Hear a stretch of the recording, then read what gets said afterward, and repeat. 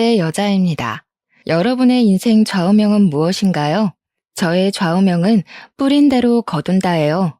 저희 부모님은 제가 어릴 때부터 남에게 상처를 주면 그 상처가 그대로 돌아오고 도움을 주면 제가 힘들 때 도움을 받을 수 있다고 가르치셨어요.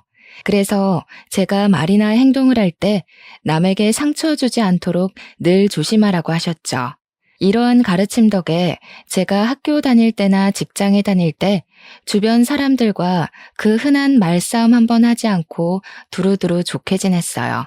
그런데 이런 제가 살면서 처음으로 말싸움을 하게 된 사람이 있는데 그 사람이 바로 저의 형님이세요.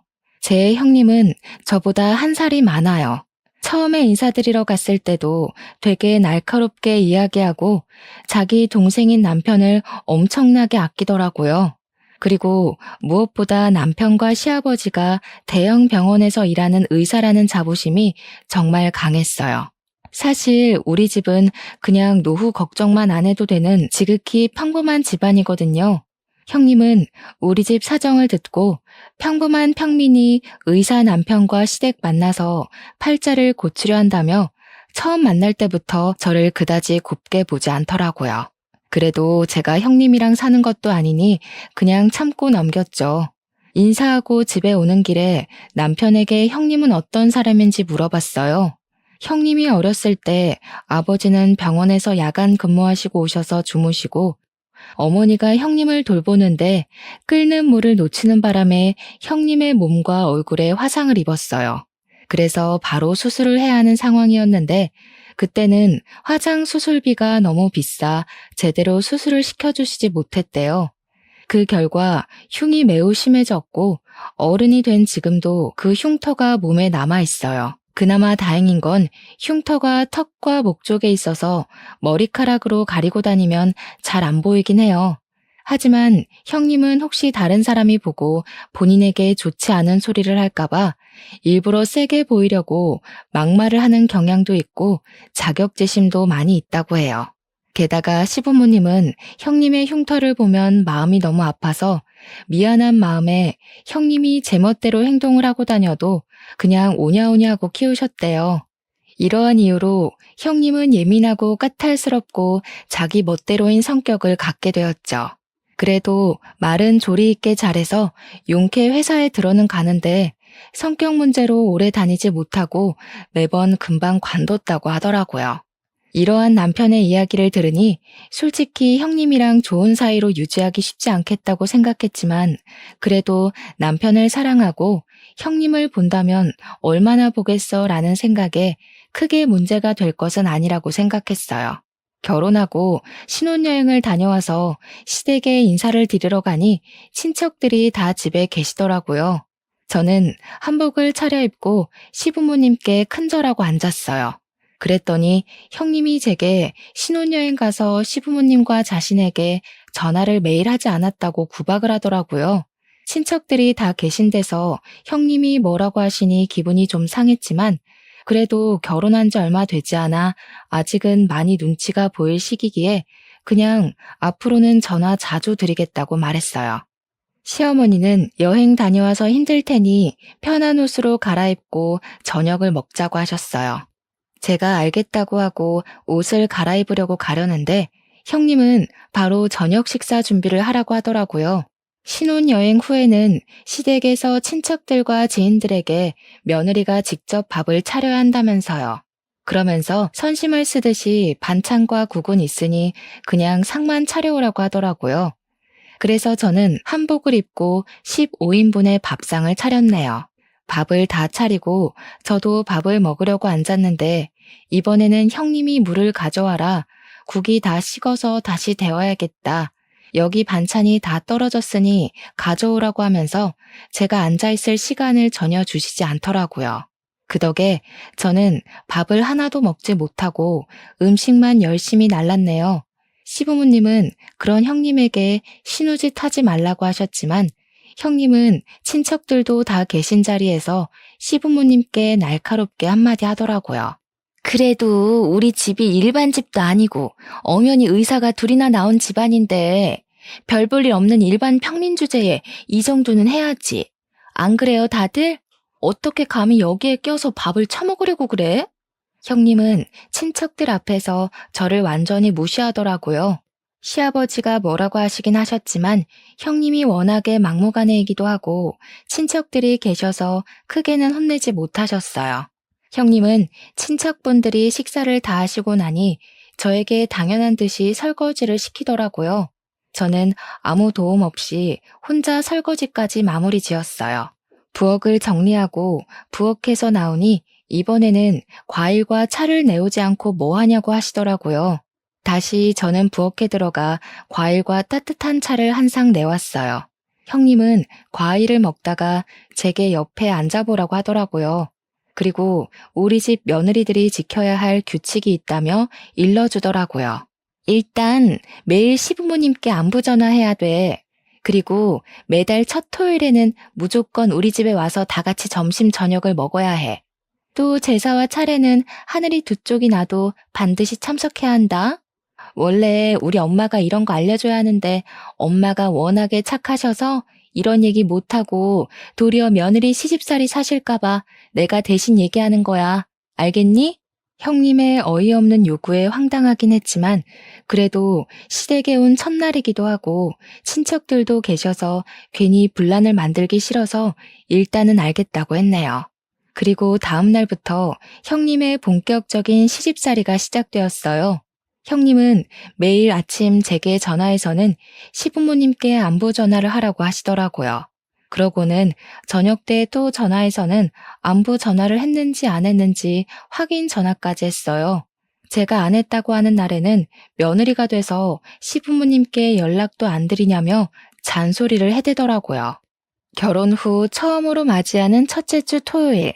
형님은 무조건 시댁에서 밥을 먹으라고 했지만 결혼하고 친구들에게 인사하고 밥을 사준다고 가지 못했어요.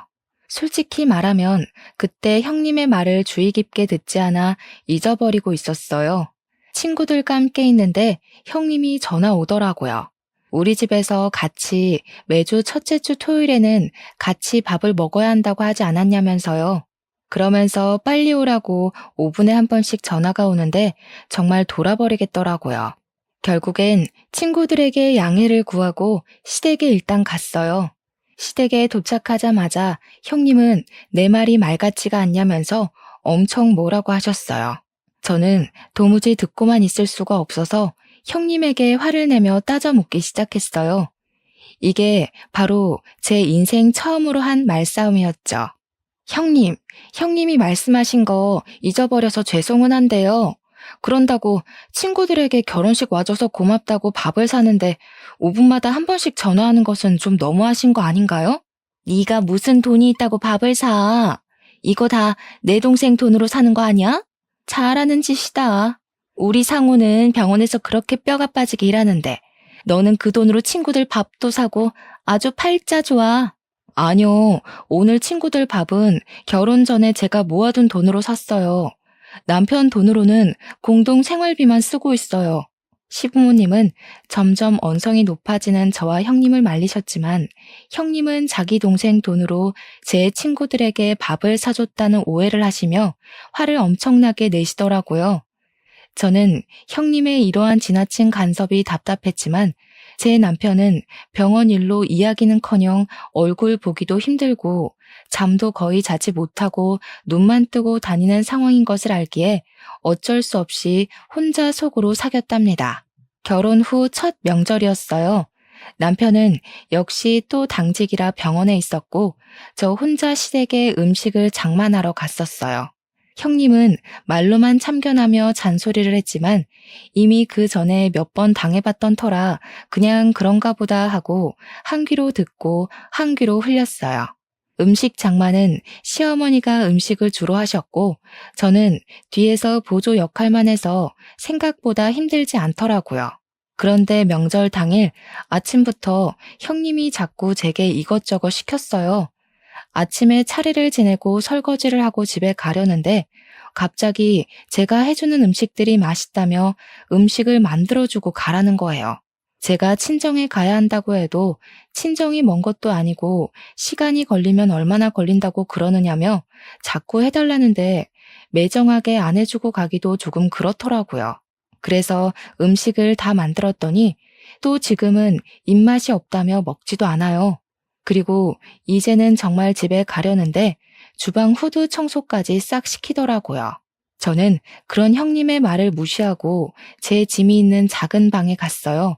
그런데 웬걸 형님이 문을 잠가버렸더라고요. 형님, 여기에 제 짐 있는데 방문 좀 열어주세요. 어머, 실수로 문이 잠겼네. 그런데 자물쇠가 없어서 어쩌나. 오늘 올케 집에 못 가겠네. 원래 며느리는 명절 다 끝나고 가는 거야.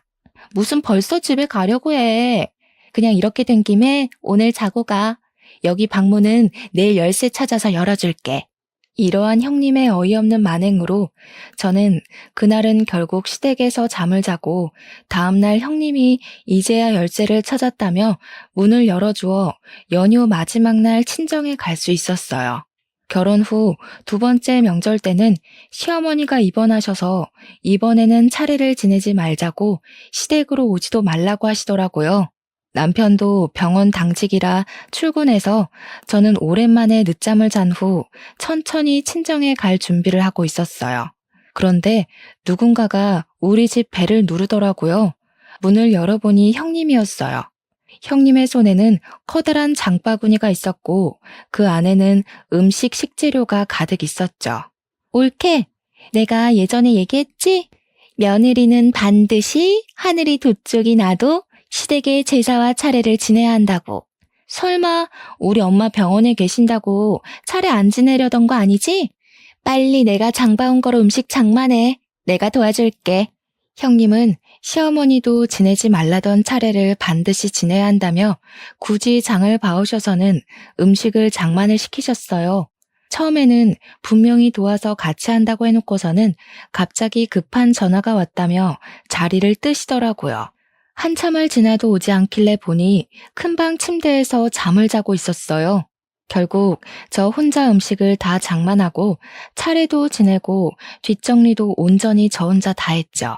정리까지 마친 뒤 할 일을 다 했으니 이제 친정집으로 가려고 짐을 챙기고 있었어요. 차례도 다 지냈으니 이제 친정에 가야 할 것 같아요. 그러니 형님도 이제 집에서 나가주세요. 저 지금 나갈 거예요. 뭐? 나가라고? 옳게. 그게 형님한테 할 말이야? 그리고 우리 상우가 먹고 자고 하는 집인데 집안 꼬락서니가 이게 뭐니? 이따가 상우 오면 푹 쉬어야 하니까 같이 집안 대청소도 하고 정리도 하고 가. 형님은 괜히 집의 상태를 지적하며 끝까지 나가지 않았어요. 제가 표정이 좋지 않거나 말대꾸라도 하면 감히 네가 의사 누나한테 말대꾸냐며 도리어 화를 버럭 내더라고요. 그렇게 나가지 않고 끝까지 버티는 형님 때문에 두 번째 명절에도 연휴 마지막 날에 친정에 갈 수 있었어요. 그 뒤로 저는 아이를 가졌어요. 아무 문제 없이 무사히 아들을 낳았고 이름은 시아버지의 뜻에 따라 김성준이라고 지었어요. 그 후 조리원에 2주 동안 있다가 성준이를 데리고 집에 왔는데 집에 형님이 있는 것이 아니겠어요? 옳게, 살이 많이 쪘네. 이러다가 우리 상우가 바람이라도 피면 어쩌려고. 관리 좀 해야겠다. 아기를 이제 막 낳고 온 사람에게 몸은 괜찮냐고 말하지는 못할 망정 살이 많이 쪘다느니 관리 좀 하라는 게 말이나 되나요? 저는 참지 않고 바로 형님에게 따졌어요. 아기 낳고 왔으니까 그러죠. 아, 형님은 아직 결혼을 안 해서 애를 안 낳아봤으니 모르시나 봐요. 감히 하늘 같은 형님한테 무슨 말대꾸야? 네가 우리 집 장손 낳았다고 이제 눈에 뵈는 게 없어? 나한테 예의 좀 지켜. 알았어? 본인이 예의 없는 소리를 해놓고 도리어 저한테 화를 내는 형님한테 한 소리를 더 하고 싶었지만 하필 그때 성준이가 울어서 어쩔 수 없이 그 정도만 할 수밖에 없었네요. 저는 우는 성준이를 데리고 큰 방으로 갔어요. 방에서 성준이를 달래고 모유를 먹이니 금세 잠이 들더라고요. 조심히 침대에 눕히고 큰 방 문을 닫고 나왔는데 형님이 우리 장손 자냐며 굳이 문을 다시 열더라고요. 그러고는 자꾸 볼을 만지고 손발을 만지작거렸어요. 저는 형님한테 그러다가 성준이가 깨면 우니까 어서 나오라고 했어요. 그래도 끝까지 버티고 계시더니 기어이 성준이를 깨웠어요. 결국 저는 잠시도 쉬지 못하고 다시 성준이를 안았죠. 그뿐만이 아니라 냉장고를 뒤져서 음식을 막 꺼내서 먹고 그러다가 접시를 깨고 바닥에 유리 조각이 있는데도 어떻게 치워야 하는지 모르겠다며 저에게 알아서 치우라고 하더라고요. 그날 저는 우는 성준이도 돌보고 형님이 깨트린 접시도 치우고 형님이 흘린 음식도 닦으며 정말 정신이 하나도 없이 보냈네요. 형님은 그날 이후 하루가 멀다고 저에게 영상통화를 하셨어요. 심할 때는 하루에 3번도 전화를 하셨죠. 한 번 전화를 시작하면 최소 30분은 통화했어요. 그럼 저는 아무것도 하지 못하고 30분 동안 벌서듯이 핸드폰을 들고 있어야 했어요. 한 번은 제가 음식을 하고 있어서 대충 핸드폰을 세워놓았더니 성준이가 제대로 보이지 않는다며 큰 소리로 불러대며 우리 집 장손 얼굴을 보여달라며 닥달을 하더라고요. 이러한 형님의 집착이 너무 힘들기도 하고 피곤하기도 해서 한 번은 전화를 아예 받지 않았어요. 그랬더니 받을 때까지 전화하시더라고요. 저는 너무 짜증나서 핸드폰을 아예 꺼버렸어요. 그랬더니 집에까지 쫓아오시더라고요. 내가 우리 집 장손 얼굴 좀 보겠다는데 왜 전화를 받지 않느냐고요. 이렇게 형님의 시집살이는 갈수록 도를 넘었지만 남편은 병원 일로 바빠 여전히 얼굴도 잘 보지 못하는 상황이었어요. 잠도 못 자는 사람에게 이런저런 하소연하는 것도 아닌 것 같아 그냥 혼자 속으로만 끙끙 앓고 있었네요. 하루는 엄마가 제가 좋아하는 게장을 했다면서 점심때 오라고 하시더라고요. 나가려는데 또 형님이 전화가 왔어요. 저는 지금 나가봐야 해서 영상통화는 하지 못한다고 했더니 전화하는데 뭐 얼마나 걸리냐고 하시며 성준이가 보고 싶다고 굳이 또 영상통화를 하려 하시더라고요. 결국 30분 동안 영상통화를 하느라 제가 도착하겠다고 하는 시간보다 더 늦게 친정에 도착했어요. 집에 갔더니 엄마도 계시고 저에게 남편을 소개해 주셨던 사모님도 계시더라고요. 이 사모님은 시아버지와 남편이 근무하는 병원의 병원장 사모님이세요.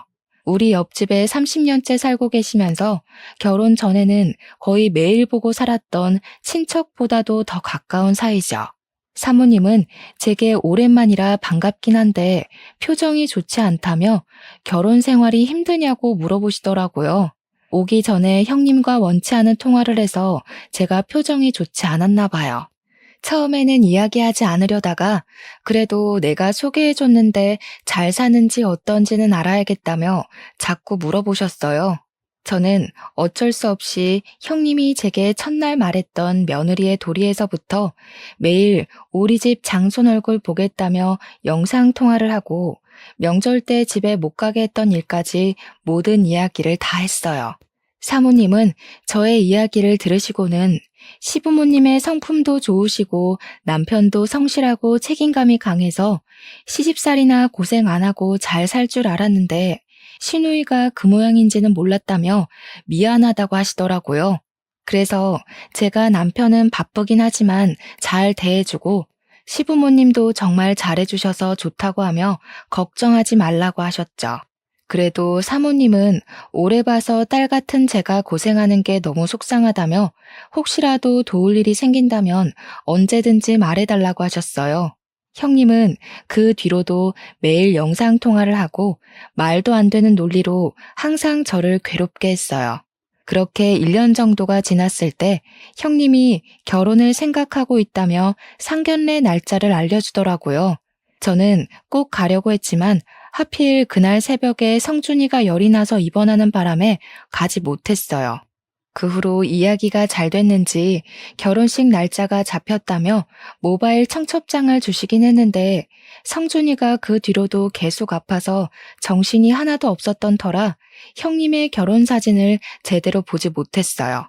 사실 그때 형님이 우리 집 장손인 성준이 제대로 보살피지 못해서 열이 나게 됐다면서 형님이 매일 구박했거든요. 아이가 아프면 제일 마음 아플 사람도 엄마이고 고생하는 사람도 엄마인데 그런 저에게 고생한다고 말은 못 해줄 망정 아픈 가슴을 후벼 파시니 너무 형님이 밉더라고요. 그래서 형님의 얼굴이 나온 결혼 사진조차도 보기 싫어서 청첩장의 날짜만 확인하고 말았었네요. 그런데 남편을 소개해 주셨던 병원장 사모님의 아들도 결혼한다고 하더라고요.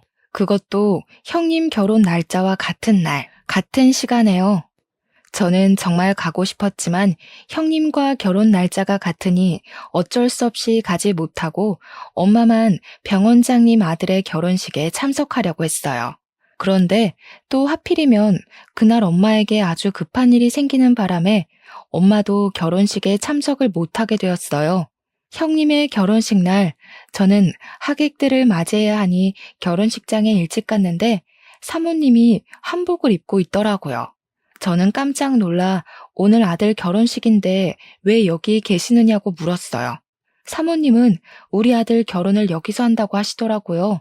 저는 설마 하는 마음에 형님이 보내주셨던 모바일 청첩장의 사진을 자세히 보았어요. 너무 놀랍게도 형님 옆에 사모님 아들이 떡하니 서 있는 게 아니겠어요? 어머, 저희 형님하고 현우 오빠하고 결혼하는 거였네요? 사실 그동안 성준이가 아파서 청첩장을 이제야 자세히 봤거든요. 전혀 몰랐어요. 그럼 그때 너에게 그렇게 시집살이를 시켰다는 그 형님이 바로 내 며느리인 거니? 네, 상황이 그렇게 되었네요. 그래? 알겠다. 내가 잘 기억해두고 있으마. 그동안 정말 고생 많았다. 사모님은 제게 그동안 고생 많았다는 의미심장한 말씀을 남기고 하객을 맞이하러 가셨어요. 이윽고 결혼식이 시작되었어요. 평소에는 그렇게 날카롭고 예민하고 신경질적이었던 형님도 결혼식을 한다고 웨딩드레스를 입고 신부화장을 하니 아주 곱고 참해 보이더라고요. 그렇게 많은 사람의 축복 속에 결혼식은 무사히 마쳐졌네요. 일주일 뒤 친정엄마가 별일 없으면 저녁 먹으러 오라고 부르셔서 집에 갔어요. 친정에 도착하니 엄마가 나갈 준비를 하시며 오늘이 형님 신혼여행 마치고 시댁으로 인사 오는 날인데 저한테 같이 가자고 하시는 거예요. 저는 보기 싫은 형님이 인사하는데 왜 굳이 내가 그 자리에 가느냐고 했죠. 그랬더니 사모님이 저한테 꼭 같이 오라고 했다며 사모님 집에서 저녁을 먹자는 거예요. 마침 남편도 야근하고 저 혼자 저녁을 먹어야 하니 그냥 엄마를 따라 사모님 집으로 들어갔어요. 잠시 뒤 형님이 한복을 입고 엄청 다소곳한 척을 하며 들어오더라고요. 형님은 그 집에 있는 저를 보고는 깜짝 놀라셨어요. 네가 왜 여기에 있어? 형님, 사실 여기 옆집이 바로 제 친정이에요. 그리고 사모님은 여기에 살면서 30년 전에 알게 되었는데 제가 어릴 때부터 거의 매일 뵈서 친척들보다 더 가까운 사이예요. 저도 두 분이 결혼하신다는 사실을 결혼식장에서 알았네요. 그전에는 아시다시피 성준이가 매우 아픈 바람에 정신이 없었거든요. 그런데 형님, 세상 참 좁네요. 그렇죠? 형님은 저와 형님의 시어머니가 서로 아는 사이였다는 사실을 알고 당황해 하더라고요. 그러더니 이내 표정 관리를 하고 사모님이 앉아 계시는 거실로 가서 소파에 앉았어요. 너네는 결혼하고 처음으로 오는데 큰절도 안 하니? 너희 친정은 시댁에 처음 가면 큰절부터 하라고 안 가르쳤어? 사모님은 저와 엄마가 보는 앞에서 형님을 크게 혼내셨어요. 형님은 얼굴이 빨개져서 죄송하다고 하고 일어나더니 큰절을 했어요. 그래, 앉아라. 며느리는 신혼여행지에서 왜 매일 전화하지 않았니? 이제 한 가족인데 전화를 당연히 매일 해야 하는 거다. 알겠니? 그리고 매주 첫 토요일에는 무조건 우리 집에서 점심과 저녁을 먹어야 해. 그리고 제사와 명절 차례상은 며느리가 무조건 하늘이 두 쪽이나도 차려야 한다. 이게 우리 집 며느리의 도리란다. 알겠니? 형님은 자신이 제게 했던 말을 사모님이 그대로 하고 있으시니 뭔가 이상했는지 고개를 갸우뚱하며 대답하지 않더라고요. 그랬더니 사모님이 대답을 왜 안 하냐고 시어미 말이 우습냐고 하셨어요. 조곤조곤히 말씀하시지만 어찌나 카리스마가 넘치시던지 저와 엄마도 그 자리에서 움찔했네요.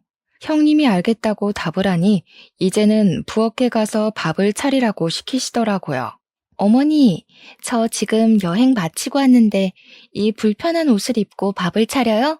원래 신혼여행 후에는 시댁에서 친척들과 지인들에게 며느리가 직접 밥을 차려야 한다는 거 모르니? 며느리가 됐으면 당연히 해야지. 손님들 배고프시니 잔말 말고 빨리 가서 밥 차려. 형님은 제가 처음에 시댁에서 했던 것처럼 한복을 입고 부엌으로 가서 한 상을 차렸네요. 밥을 다 차리고 사모님과 엄마, 그리고 형님의 남편이 된 현우 오빠와 제가 자리를 잡고 앉았어요. 형님도 자리를 잡고 앉으려고 했어요. 너는 지금 말고 이따가 먹고 여기 옆에 서 있으렴. 명색이 병원장 사모의 손님들이 오셔서 식사하시는데 어디 이 자리에 앉아서 밥을 먹으려고 하니? 버리장머리 없기는. 아휴. 형님은 얼굴이 시뻘개져서는 앉으려다 말고 일어나서 사모님이 지정해 주시는 곳에 서 있었어요.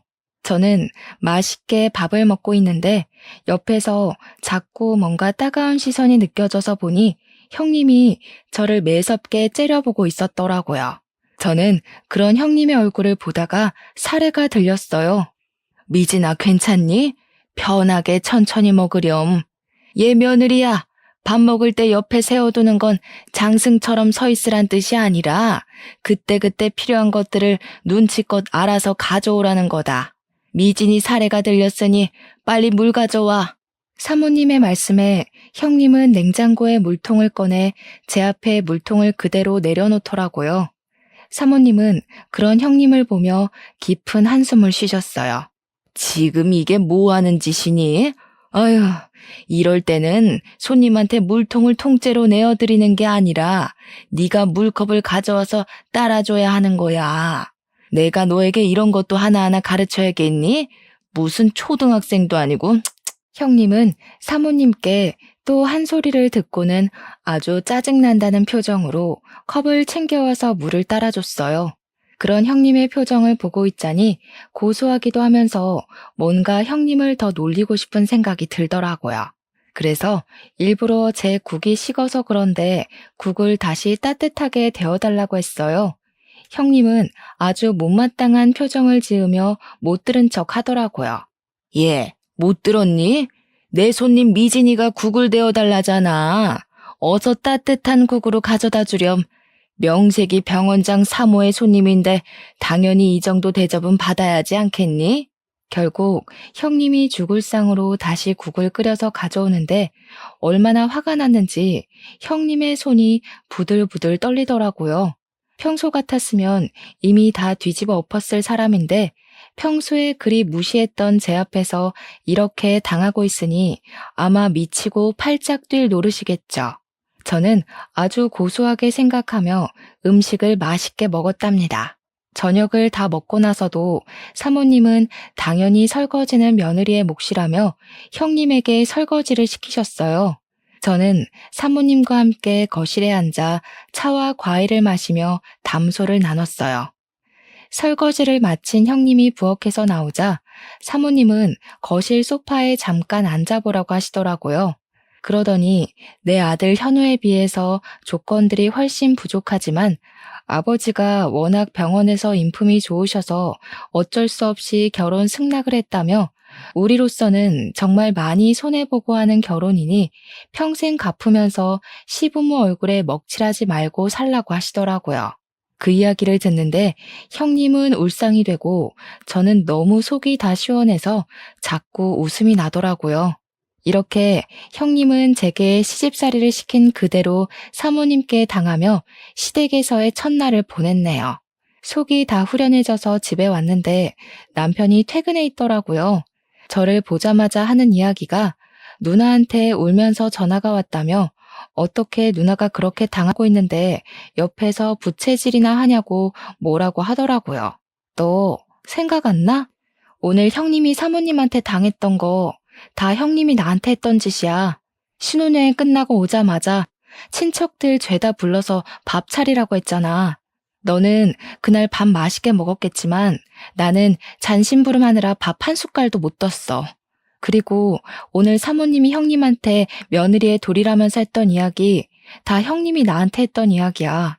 나는 시댁에서 며느리라는 이유로 그렇게 다 해야 하는데 너네 누나는 그렇게 하면 안 되니? 누나도 그 집 며느리인데.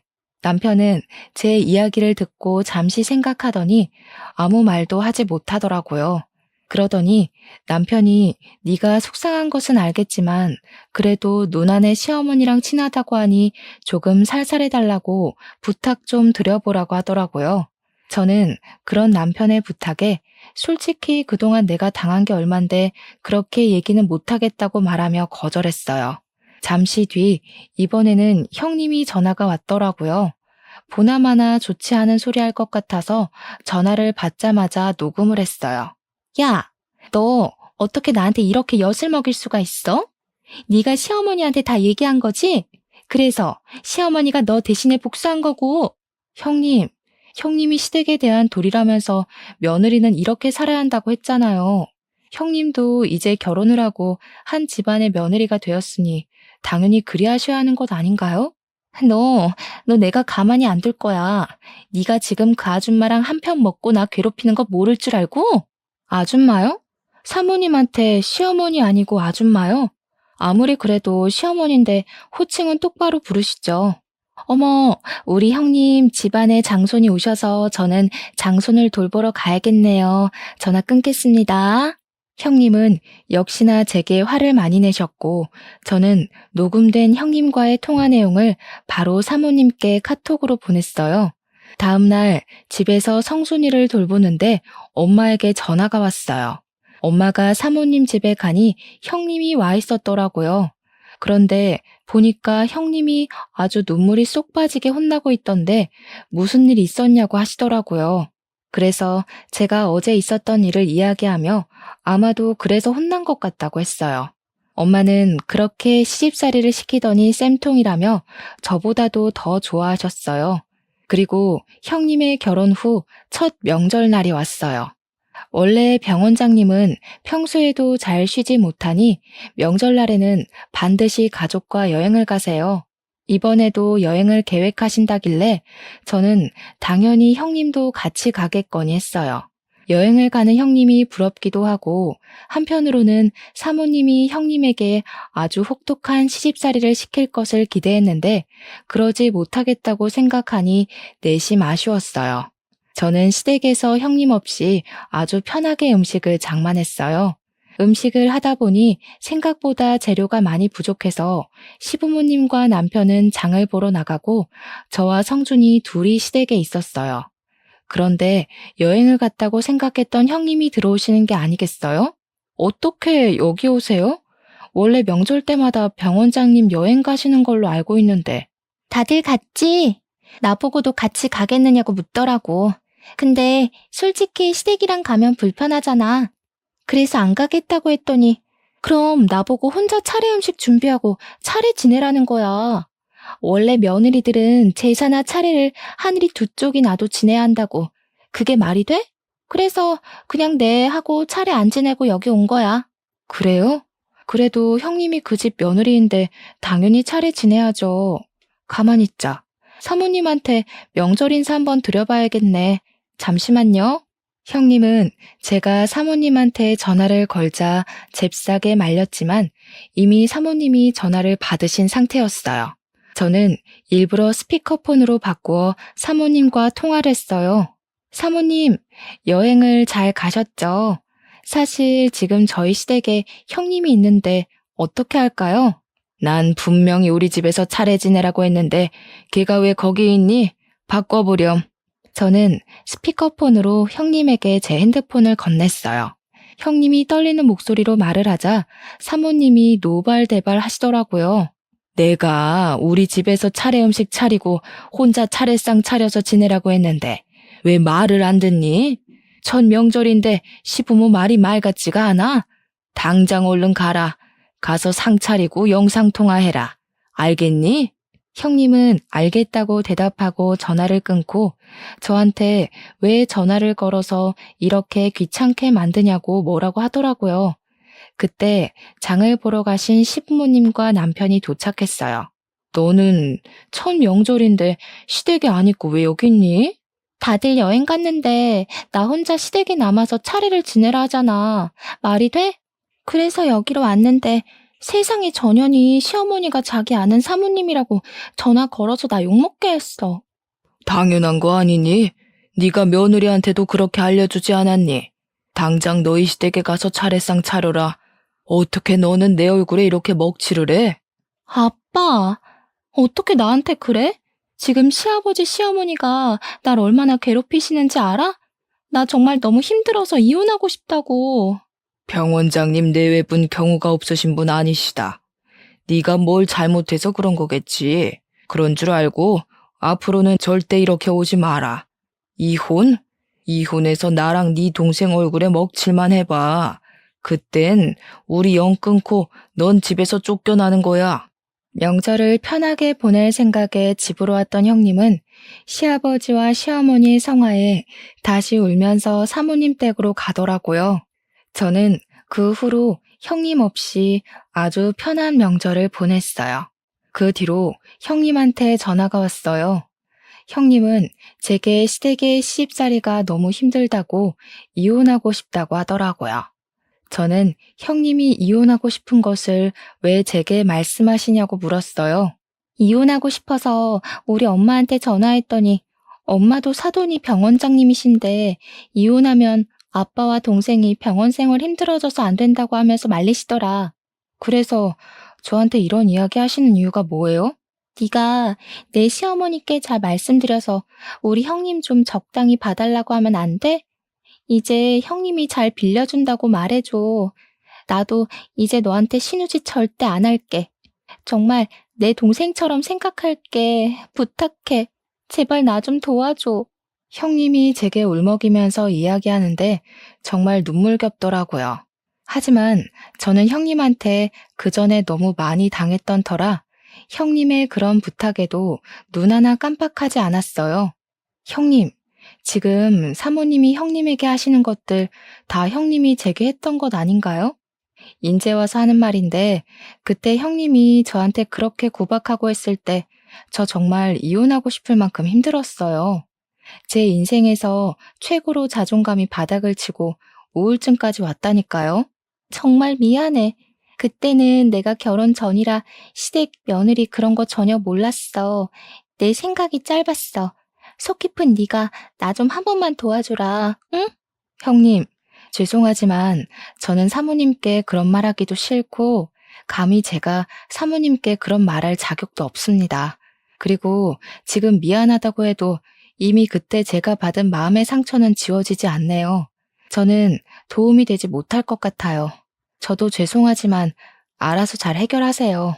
형님은 저의 단호한 대답에 울면서 전화를 끊더라고요.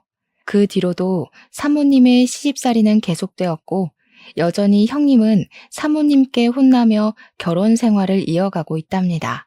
반면에 저는 이제 형님과 거의 만나지 못해서 저는 아주 편하게 결혼 생활을 하고 있어요.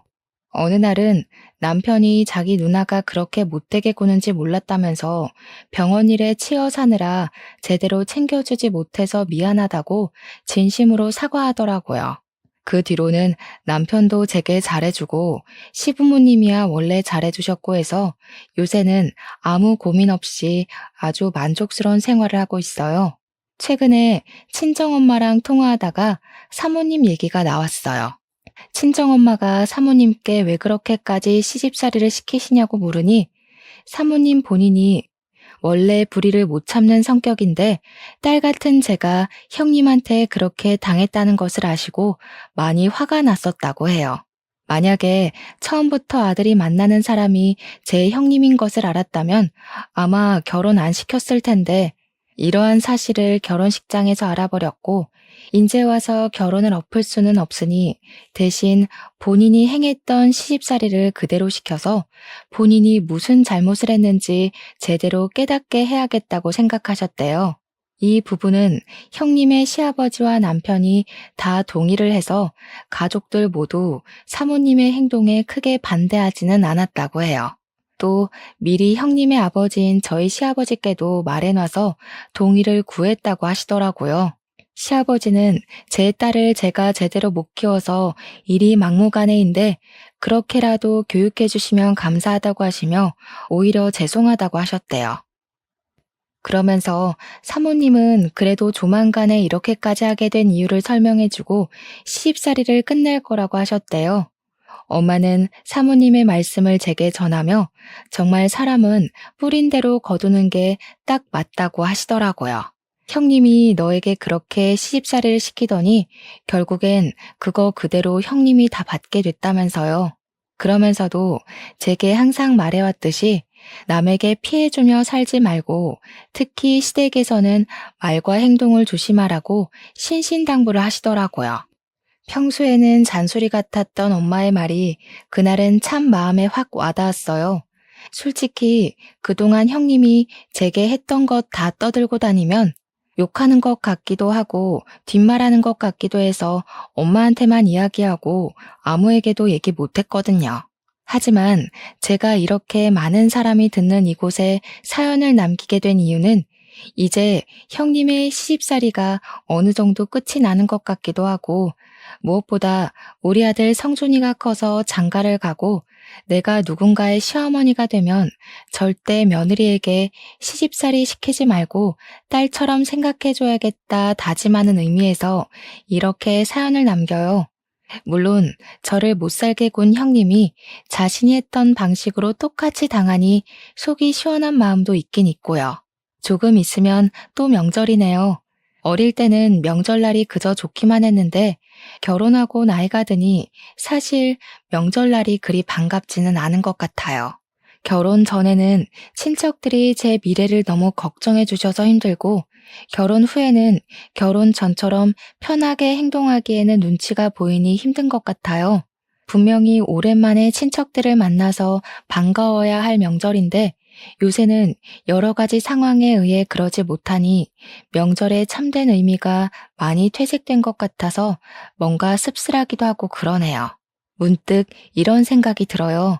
집안에서 누군가의 시누이가 되시는 분들은 시댁이 어렵고 불편할 며느리들을 배려해주고 누군가의 며느리가 되시는 분들은 혹시라도 부당한 대우를 받는다고 느꼈을 때 참고 참다가 나중에 폭발해서 더 큰 상황을 만들지 말고 바로 이야기해서 같이 문제를 해결해 나가면 조금 편해지지 않을까 하는 생각이에요. 물론 말처럼 그리 쉽게 이루어지지는 않겠지만 그래도 이번 명절만큼은 시누이, 며느리 모두 다 행복해지기를 기원하며 사연을 마칩니다. 들어주셔서 감사해요.